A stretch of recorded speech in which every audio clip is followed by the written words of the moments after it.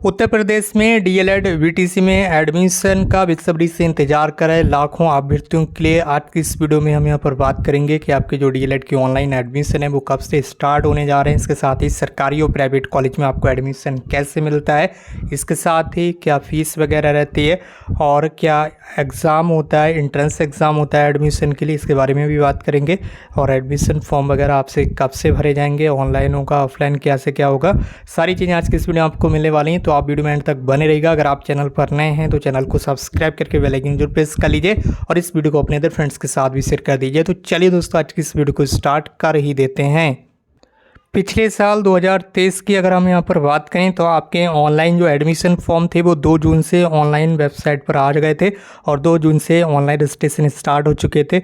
ये पिछले साल का शेड्यूल है, बट अभी तक पीएनपी की तरफ से 2024 का जो शेड्यूल है वो जारी नहीं किया गया। इस शेड्यूल के अकॉर्डिंग अगर यहाँ पर आप देखें तो जून के महीने में ही आपके जो फॉर्म है वो आना प्रस्तावित है, यानी कि परीक्षा नियामक प्राधिकारी उत्तर प्रदेश प्रयागराज की तरफ से, ठीक है, पीएनपी कार्यालय की तरफ से आपके डीएलएड वीटीसी के जो ऑनलाइन एडमिशन फॉर्म है वो इसी महीने यानी कि जून के महीने में भी किसी भी समय जारी कर दिए जाएंगे। तो जैसे ही आपके फॉर्म आएंगे हम वीडियो के माध्यम से आपको अवगत करा ही देंगे, बट उससे पहले यहाँ पर हम बहुत सारी चीज़ों के बारे में बात करेंगे। तो फॉर्म जब आएंगे तो आपको जानकारी मिल ही जाएगी वीडियो के माध्यम से, बट उससे पहले यहाँ पर बात कर लेते हैं कि फ़ीस कितनी रहती है फॉर्म फिल करने के लिए। ठीक है, ये भी आपको प्रीवियस ईयर के नोटिफिकेशन के अकॉर्डिंग ही देखने के लिए मिल रही है। ठीक है, जनरल और ओबीसी कैटेगरी के लिए 700 रुपये फीस रहती है, एससी और एसटी कैटेगरी के लिए 500 रुपये की फ़ीस रहती है और पीएच कैटेगरी के स्टूडेंट्स के लिए 200 रुपये की ये जो फ़ीस है वो रहने वाली है। ठीक है, तो इस तरह से ये ऑनलाइन फॉर्म यानी कि ऑनलाइन आवेदन करने की जो फ़ीस है वो इसमें रहती है।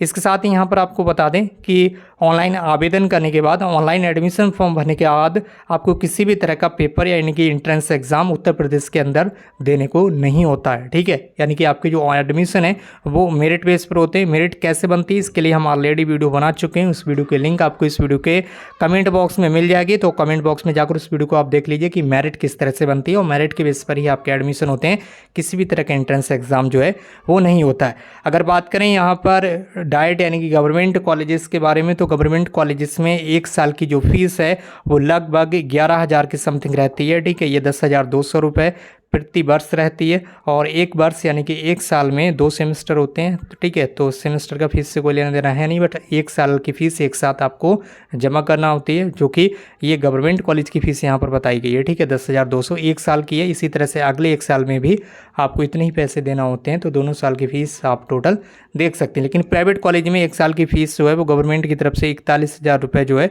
वो निर्धारित की गई है। ये चीज़ यहाँ पर आप देख सकते होंगे।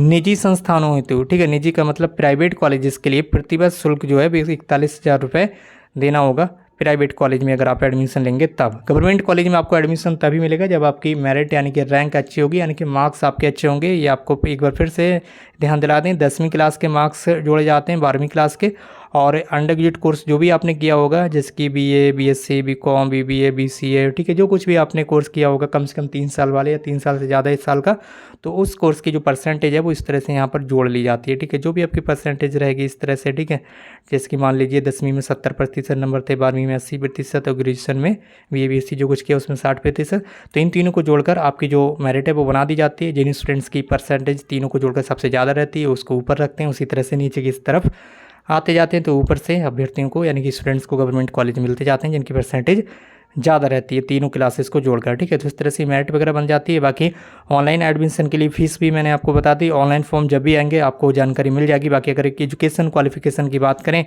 तो आपके पास 10th क्लास की रिजल्ट कंप्लीट होना चाहिए, 12th क्लास का आपका कंप्लीट रहना चाहिए, यानी कि 10वीं 12वीं क्लास।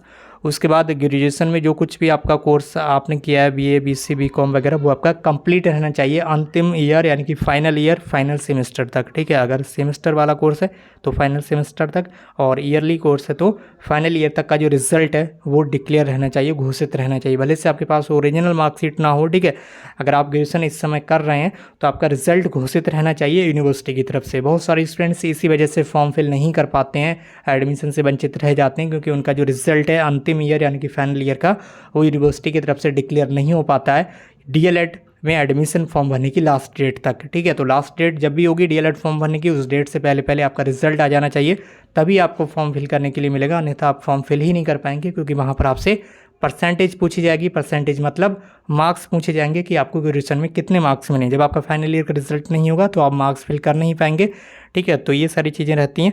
ये तीनों आपके जो कोर्स हैं वो कंप्लीट रहना चाहिए। आपकी जो एज है वो 18 वर्ष से लेकर 35 वर्ष से अधिक ना हो, कम से कम 18 वर्ष हो और अधिक से अधिक 35 वर्ष हो। ये चीज़ यहाँ पर बताई गई है, ठीक है। बाकी न्यूनतम आयु में यहाँ पर रिजर्व कैटेगरी के लिए कुछ छूट रहेगी, ये चीज़ यहाँ पर बताई गई हैं, ठीक है। जैसे कि अनुसूचित जातियों, अनुसूचित जनजातियों यानी कि SC ST OBC कैटेगरी के लिए 5 वर्ष की छूट रहेगी, ठीक है।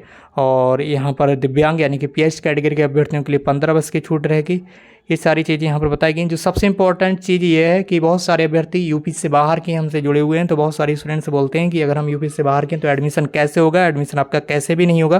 कृपया करके आप वीडियो को ना देखें, ठीक है। बेवजह अपना पैसे बर्बाद ना करें, एडमिशन आपका नहीं हो पाएगा, क्योंकि केवल उन्हीं स्टूडेंट्स का एडमिशन हो पाएगा जो उत्तर प्रदेश के स्थायी निवासी होंगे। साफ साफ यहाँ पर बताया जाता है प्रत्येक वर्ष अगर आप गलत तरीके से एडमिशन लेंगे तो किसी भी स्टेज पर आपका जो एडमिशन है वो कैंसिल किया जा सकता है और आगे आने वाले समय में जब आप जॉब वगैरह करते होंगे उस समय भी आपके ऊपर कार्रवाई की जा सकती है। तो इस चीज़ से आप बच कर रहें। अगर आप उत्तर प्रदेश के निवासी नहीं हैं तो उत्तर प्रदेश से DLED ना करें, आप अपने स्टेट से DLED कर लें, ठीक है। कोई प्रॉब्लम नहीं होने वाली है। जब उत्तर प्रदेश के अंदर शिक्षक भर्ती आती है तो सभी स्टूडेंट्स को खजाना लूटने के लिए मिलता है। बस DLED आप अपने स्टेट से कर लें, ठीक है। जरूरी नहीं आप उत्तर प्रदेश से DLED करें तभी आपको यूपी के अंदर शिक्षक भर्ती में बैठने का मौका मिले। योगी जी ने आपके लिए फुल सपोर्ट कर दिया है, ठीक है। उत्तर प्रदेश गवर्नमेंट ने सबको मौका दिया है कि जहाँ से आप चाहें उत्तर प्रदेश के अलावा आप ऑल इंडिया के किसी भी कोने में बैठे हों, आपको उत्तर प्रदेश के अंदर शिक्षक भर्ती का मज़ा लेने के लिए मिलेगा। तो DLED आप उत्तर प्रदेश से करने की ना सोचें अगर आप यूपी से बाहर के स्टूडेंट्स हैं तब, ठीक है। अगर आपके पास उत्तर प्रदेश का निवास प्रमाण पत्र है तभी आप उत्तर प्रदेश में DLED करने के लिए अप्लाई करें। तो इन सब चीज़ों का आप खास ख्याल रखें। बाकी ये एजुकेशन क्वालिफिकेशन यहाँ पर बताई गई, आप इसे जरूर नोट कर लें। और यहाँ पर बताया गया है कि DLED पे से चढ़े हेतु NCT द्वारा डाइट और निजी यानी कि प्राइवेट संस्थान हेतु अनुमन्य सीटों पर कला विज्ञान पुरुष महिला का विभाजन किए बिना समस्त आवेदकों का चयन मेरिट के द्वारा किया जाएगा, ठीक है। यानी कि मेरिट बेस से आपके एडमिशन होंगे, ठीक है। मेल फीमेल से कोई मतलब नहीं रहेगा। और जो आपकी सीटें होंगी कला विज्ञान यानी कि साइंस स्ट्रीम की या आर्ट स्ट्रीम की उससे कोई मतलब नहीं रहेगा। ये सारी चीज़ें यहाँ पर बताई गई हैं। एक चीज़ और यहाँ पर बताई गई कि NCT से मान्यता प्राप्त और प्रदेश शासन उत्तर प्रदेश शासन से संबद्धता प्राप्त ऐसे प्राइवेट कॉलेज जो केवल महिलाओं हेतु हैं उनमें महिला अभ्यर्थी ही चयनित की जाएंगी। यानी कि जो गर्ल्स कॉलेज हैं, ठीक है, जो महिला कॉलेज हैं, गर्ल्स कॉलेज हैं, उनमें केवल गर्ल्स कॉलेज को ही इस वो कॉलेज अलाउड किया जाएगा, उनमें केवल गर्ल्स कॉलेज को ही एडमिशन का मौका मिलेगा। ये सारी चीज़ें बताई गई हैं, ठीक है। यही नोटिस दोबारा से जारी किए जाते हैं, बार बार कुछ ज़्यादा इंपॉर्टेंट चेंजेस होते नहीं, छोटे मोटे चेंजेस होते हैं, ठीक है।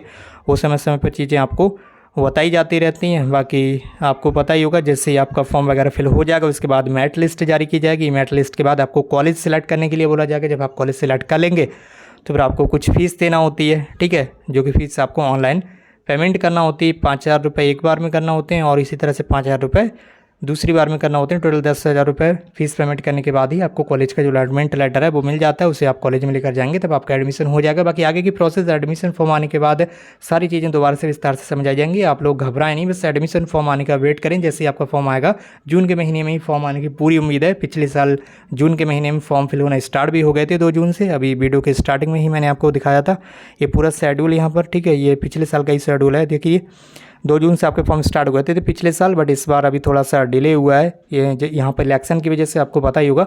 अब इलेक्शन समाप्त हो गया, बहुत जल्दी अब आपके फॉर्म आ जाएंगे। उम्मीद है जैसे आपके फॉर्म आएंगे आपको वीडियो के माध्यम से जानकारी मिल जाएगी। इस वीडियो को शेयर जरूर कर दीजिए अपने फ्रेंड्स के साथ। अगर आप चैनल पर नए हैं तो चैनल को सब्सक्राइब कर लीजिए। आज की इस वीडियो में बस इतना ही, मिलते भी एक नई वीडियो में एक नई इन्फॉर्मेशन के साथ। Thank you so much for watching this.